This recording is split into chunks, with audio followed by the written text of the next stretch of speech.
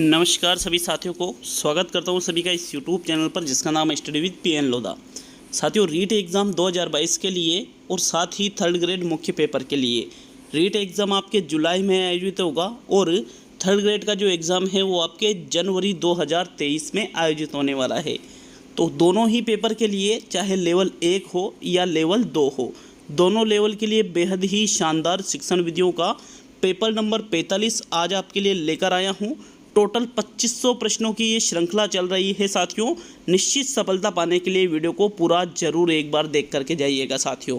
तो चलिए शुरू करते हैं आज के इस वीडियो को। पहला प्रश्न देखेंगे, आपके प्रश्न नंबर 1 है, टेक्सोनॉमी ऑफ एजुकेशन बुक किसने लिखी? गुड्समैन ने, फ्लेंडर ने, B.S. ब्लूम ने और स्किनर ने। तो देखो, टेक्सोनॉमी ऑफ एजुकेशन नामक एक पुस्तक है। इस पुस्तक के जो लेखक है उस लेखक का नाम आपसे यहाँ पर पूछा जा रहा है। तो प्रश्न नंबर 1 में जो सही उत्तर है, टेक्सोनॉमी ऑफ एजुकेशन नामक पुस्तक जो है ये B.S. ब्लूम के द्वारा लिखी गई है साथियों। थर्ड विकल्प आपके पहले प्रश्न में सही है। बहुत ही इम्पोर्टेंट पुस्तक है ये पुस्तक एग्जाम में कई बार पूछी जा चुकी है, तो इसको याद रखिएगा आप, इम्पोर्टेंट, ठीक है। स्क्रीनशॉट इस क्वेश्चन का आप ले सकते हो। नेक्स्ट प्रश्न नंबर 2 पे आते हैं। तो दूसरा प्रश्न है, रचना शिक्षण के मुख्य रूप होते हैं 5, 3, 2 और 7। तो साथियों, रचना शिक्षण के मुख्य रूपों की संख्या यहाँ पर पूछी जा रही है और इसका जो सही उत्तर है, रचना शिक्षण के कितने मुख्य रूप होते हैं?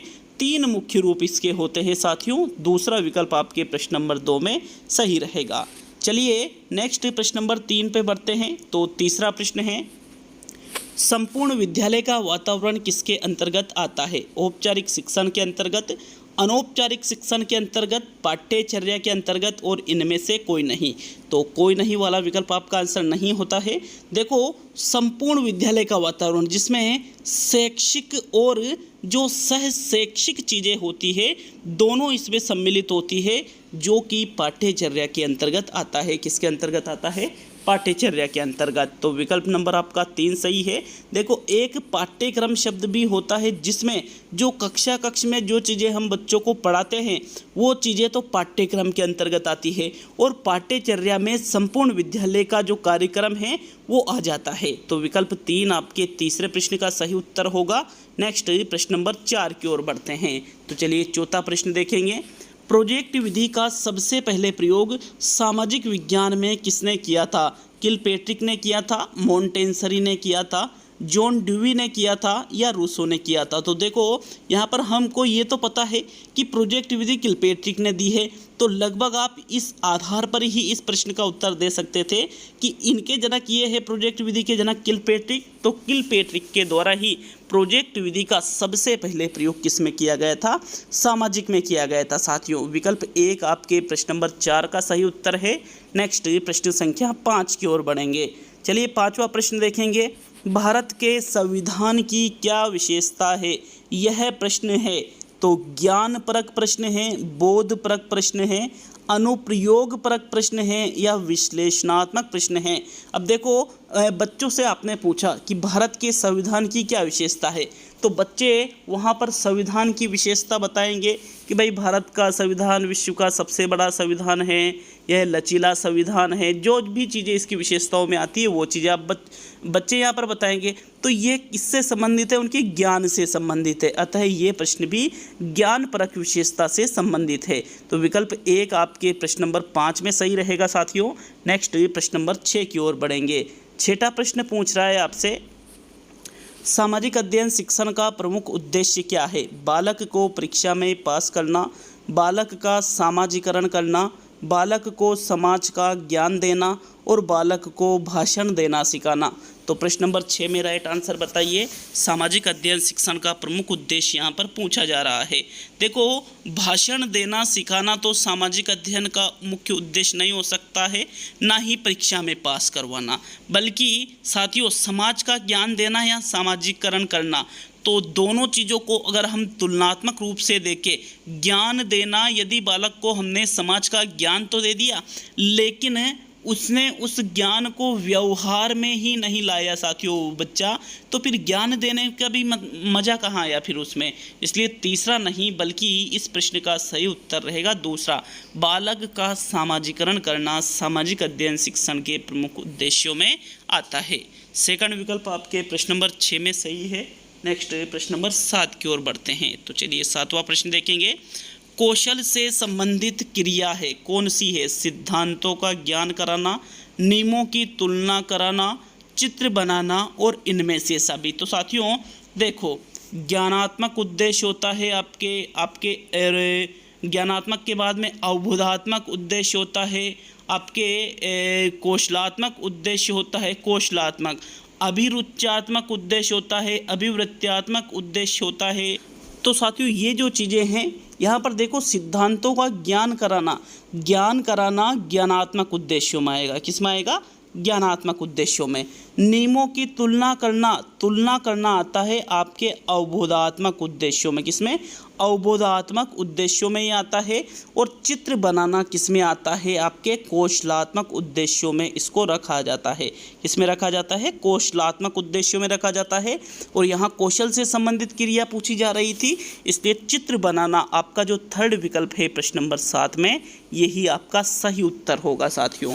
चलिए नेक्स्ट 8वें प्रश्न की ओर बढ़ते हैं। आपके ये जो टेस्ट सीरीजें चलाई जा रही है शिक्षण विधियों के साथ में साइकोलॉजी की, हिंदी की, आपके राजस्थान जीके की साथियों ये टेस्ट सीरीजें चलाई जा रही है।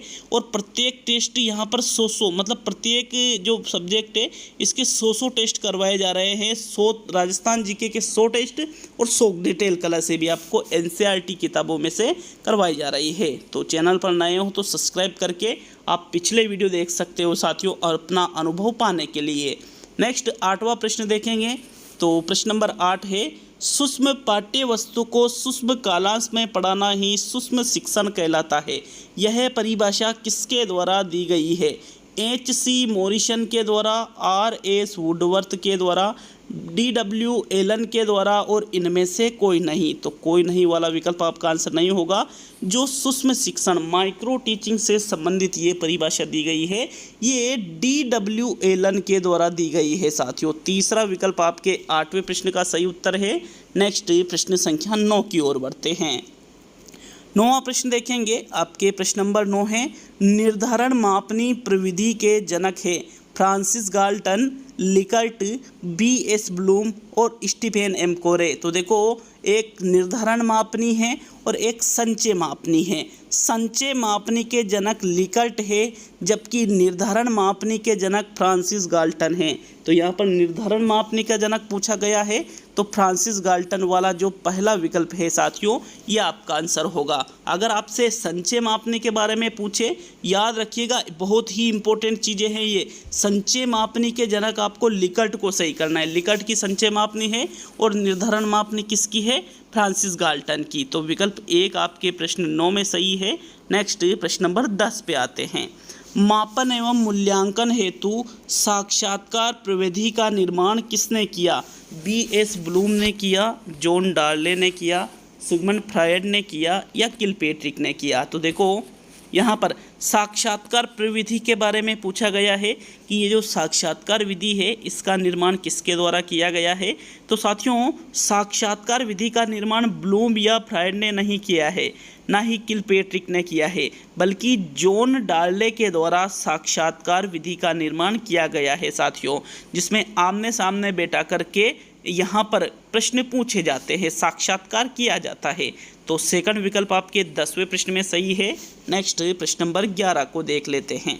प्रश्न नंबर 11 है, किस विद्वान ने शिक्षक को मेकर ऑफ मैन की संज्ञा दी है? पेज ने, ग्राहम वेल ने, H.C. मॉरिसन ने और एडम्स ने। तो यहाँ पर शिक्षक को मेकर ऑफ मैन की संज्ञा जिसके द्वारा दी गई है, उस विद्वान का नाम क्या है? प्रश्न संख्या 11 में आंसर बताइए साथियों।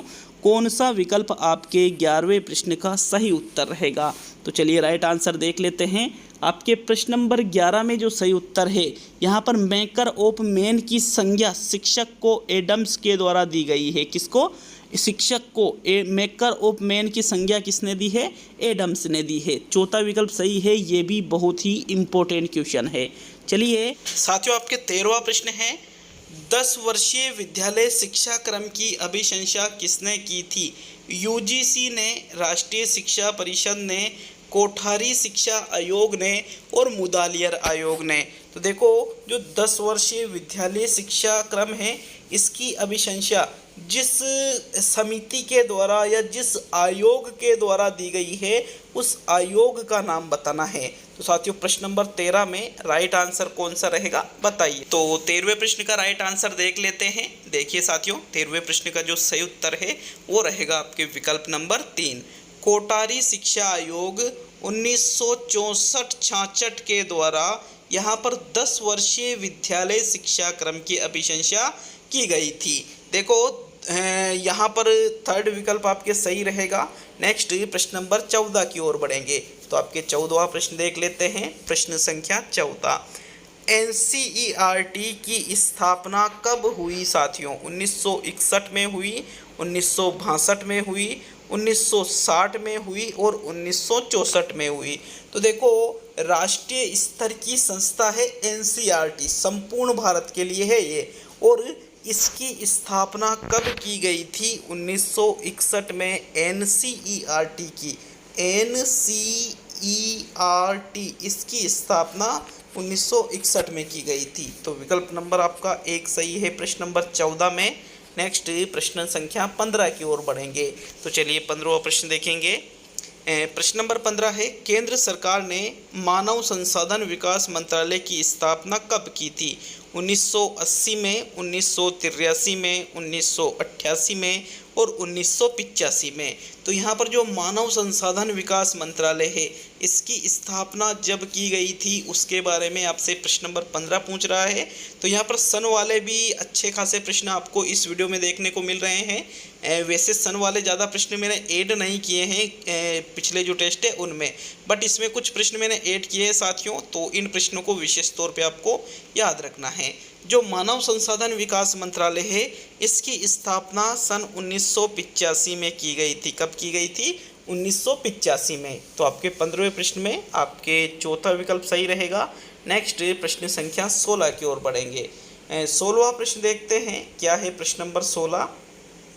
शिक्षा का उद्देश्य होता है बालक का सामाजिक विकास करना, बालक का मानसिक विकास करना, बालक का शारीरिक विकास करना और बालक का सर्वांगीण विकास करना। तो देखो, शिक्षा का उद्देश्य किसी एक पक्ष विशेष का विकास करना नहीं होता है साथियों, बल्कि शिक्षा का उद्देश्य बालक का सर्वांगीण विकास करना, मतलब बालक के विकास के सभी पक्षों को ध्यान में रखते हुए शिक्षा के उद्देश्य होते हैं। तो मतलब बालक का सर्वांगीण विकास करना ही यहाँ पर शिक्षा का उद्देश्य होता है। विकल्प 4 आपके 16वें प्रश्न का सही उत्तर है। नेक्स्ट प्रश्न नंबर 17 की ओर बढ़ते हैं। देखो, ये जो 3 विकल्प है ऊपर वाले, ये एक विशेष पक्ष के बारे में बात कर रहे हैं। जैसे यहाँ पर सिर्फ सामाजिक पक्ष की बात की जा रही है, यहाँ सिर्फ मानसिक की और यहाँ शारीरिक की, और सर्वांगीण में सारी चीज़ें आ जाती है। इसलिए आपके 4th विकल्प ही 16वें प्रश्न का सही उत्तर है। चलिए नेक्स्ट प्रश्न नंबर 17 की ओर बढ़ते हैं। तो आपके प्रश्न नंबर 17, बच्चे भाषा सीख लेते हैं केवल बच्चों की सहज प्रवृत्ति से, कुदरती जादू और लंबे परिश्रम से, भाषा सीखने हेतु केवल लंबा परिश्रम आवश्यक है और कुछ कहा नहीं जा सकता। तो चौथा विकल्प जो है कि भाई कुछ कहा नहीं जा सकता, तो ऐसे थोड़ी होता है, कुछ तो कहना पड़ेगा आपको। तो चौथा विकल्प आपका आंसर नहीं है साथियों। यहाँ पर लंबा परिश्रम के साथ में इसमें कुदरती जादू भी दे रखा है, तो इसमें ज़्यादा चीज़ें ऐड कर रखी है, मतलब तीसरा विकल्प नहीं होगा। तो पहला विकल्प सही है या दूसरा विकल्प सही है साथियों? बच्चे भाषा सहज प्रवृत्ति से तो सीखते ही है, लेकिन उसमें परिश्रम भी होता है, और सहज प्रवृत्ति मतलब कुदरती जादू, मतलब नेचुरल। तो विकल्प नंबर आपका जो 2 है प्रश्न संख्या 16 का सही उत्तर होगा। चलिए नेक्स्ट प्रश्न नंबर 17 की ओर बढ़ेंगे। तो आपके 17वां प्रश्न, कौन सी क्रिया विज्ञान शिक्षण में पाठ्य सहगामी क्रिया है? शामपट्ट, विज्ञान मेला, पाठ्य पुस्तक और दृश्य श्रव्य सामग्री। तो देखो, पाठ्य सहगामी क्रियाओं के अंतर्गत जो शिक्षण के अतिरिक्त जो चीज़ें की जाती है वो पाठ्य सहगामी क्रियाओं में शामिल होती है। तो यहाँ दृश्य श्रव्य सामग्री का प्रयोग भी शिक्षण में किया जाता है। पाठ्य पुस्तक पूर्णतः शिक्षण का अंग है। श्यामपट्ट का प्रयोग शिक्षण में किया जाता है। लेकिन विज्ञान मेला जो है साथियों, ये किसके अंतर्गत आएगा? फिर पाठ्य सहगामी क्रियाओं के अंतर्गत आएगा, क्योंकि विज्ञान मेले का आयोजन आप कक्षा के अंदर थोड़ी करोगे। शिक्षण कराते समय अलग से विज्ञान मेले का आयोजन किया जाता है, जिसमें विज्ञान प्रदर्शनी जैसी चीज़ें लगाई जाती है। तो अतः यहाँ पर जो विज्ञान मेले वाला जो दूसरा विकल्प है, ये विज्ञान शिक्षण में पाठ्य सहगामी क्रियाओं के अंतर्गत आ जाएगा। 17वें प्रश्न में सेकंड विकल्प सही है साथियों। नेक्स्ट प्रश्न नंबर 18 की ओर बढ़ते हैं। तो आपके 18वां प्रश्न देखेंगे। जादुई लालटेन है, श्रव्य सामग्री है, प्रक्षेपी सामग्री है, क्रियात्मक सामग्री है और दृश्य सामग्री है।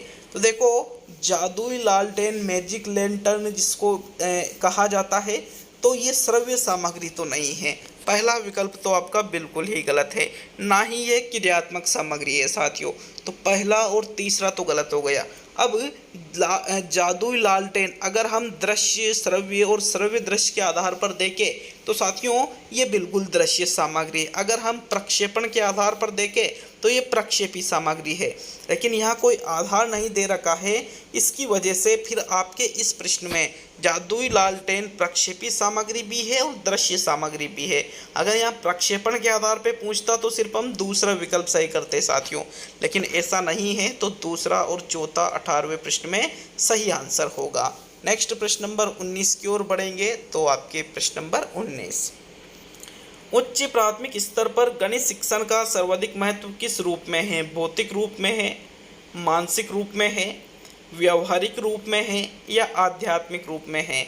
तो देखो, उच्च प्राथमिक स्तर पर भौतिक और आध्यात्मिक रूप में तो इसका महत्व नहीं होता है गणित शिक्षण का। अब मानसिक या व्यवहारिक रूप में, तो साथियों एग्जाम में इस प्रश्न को पूछ भी लिया गया है और इस प्रश्न का जो सही आंसर है वो दोनों ही विकल्प सही माने थे, मानसिक और व्यवहारिक। बट आपकी फर्स्ट चॉइस रहेगी इसमें व्यवहारिक रूप में। गणित शिक्षण का सर्वाधिक महत्व व्यवहारिक रूप में है उच्च प्राथमिक स्तर पर। तो थर्ड विकल्प आपके 19वें प्रश्न का सही उत्तर होगा साथियों। नेक्स्ट आगे बढ़ेंगे प्रश्न संख्या 20 की ओर। तो चलिए 20वां प्रश्न देखते हैं। आपके प्रश्न नंबर 20, प्रमुख भाषाई कौशलों के अंतर्गत इनमें से कौन सा नहीं आता है? सुनना, बोलना, हंसना और पढ़ना। तो देखो, प्रमुख भाषाई कौशलों की संख्या कितनी होती है? 4 होती है। कौन कौन से भाषाई कौशल होते हैं? सुनना होता है, आपके पढ़ना होता है, आपके फिर उसके बाद में बोलना भी इसके पहले आता है और सबसे अंत में लिखना आता है। तो इसका एक क्रम भी है साथियों, सुनना पहला, बोलना दूसरा, पढ़ना तीसरा और लिखना चौथा। ये यहाँ पर प्रमुख भाषाई कौशल है। तो सुनना, बोलना, पढ़ना ये 3 तो भाषाई कौशल है, लेकिन हंसना यहाँ पर भाषाई कौशल में सम्मिलित नहीं होगा। देखो, ये जो प्रमुख भाषाई कौशल है, सुनना मतलब लिसनिंग, बोलना मतलब स्पीकिंग, आर मतलब रीडिंग मतलब पढ़ना और डब्ल्यू मतलब राइटिंग। तो इनको LSRW के नाम से भी जाना जाता है। किनको? जो भाषाई कौशल है इनको LSRW के नाम से भी जाना जाता है और ये एक निश्चित क्रम में सीखे जाते हैं और ये पूर्णतः अंतर संबंधित होते हैं साथियों। जो यहाँ पर मैडम मारिया मोंटेसरी है, इन्होंने जो ये 4 भाषाई कौशल है इनको थोड़ा चेंज किया था, LSWR इस प्रकार से मोंटेसरी ने बताया है।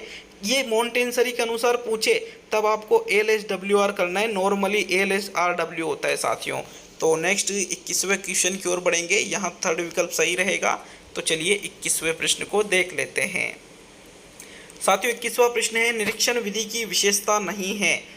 यह एक मनोवैज्ञानिक विधि है, यह प्रत्यक्ष अनुभवों पर आधारित विधि है, यह एक बाल केंद्रित विधि है जिसमें शिक्षक एक प्रशासक के रूप में होता है और यह विधि विभिन्न सर्वेक्षणों द्वारा अपनाई जाती है। तो निरीक्षण विधि बिल्कुल मनोवैज्ञानिक विधि है, ये कथन बिल्कुल सत्य है।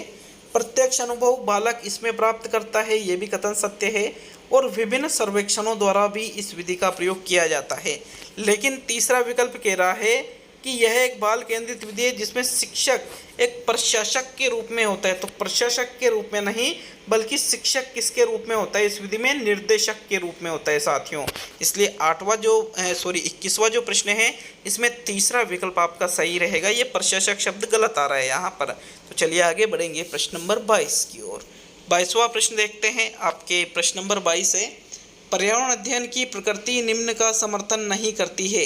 बच्चे कम गलतियां करें, बच्चों को करके सीखने का अवसर मिले, बच्चे बहुत से प्रश्न पूछें और बच्चों को खोज करने के लिए पर्याप्त स्थान मिले।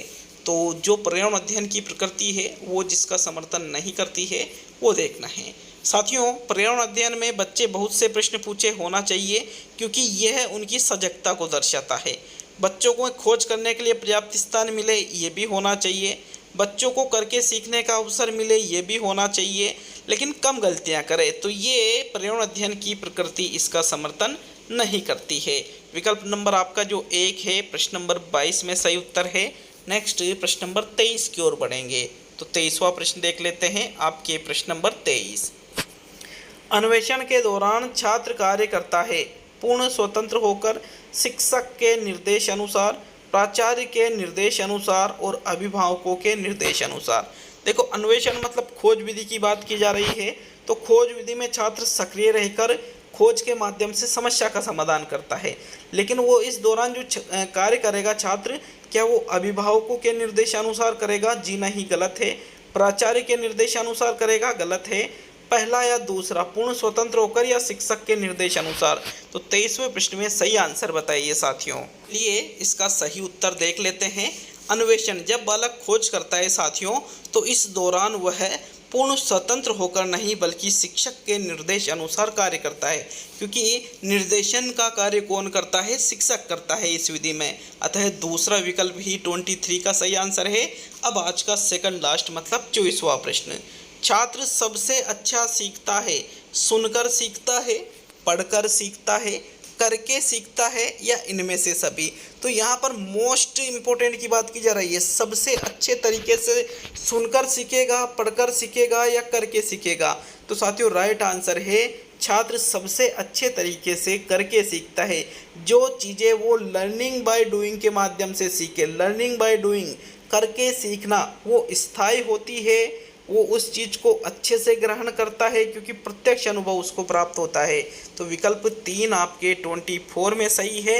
अब आज का अंतिम और 25वां प्रश्न। वीडियो अच्छा लगे तो लाइक शेयर करिएगा और प्रश्नों के संबंध में अगर किसी प्रश्न में कोई आपको लगता है कि यार इसमें ऐसा होना चाहिए था तो बिल्कुल कमेंट बॉक्स में आप अपनी राय जरूर बता कर जाइए साथियों।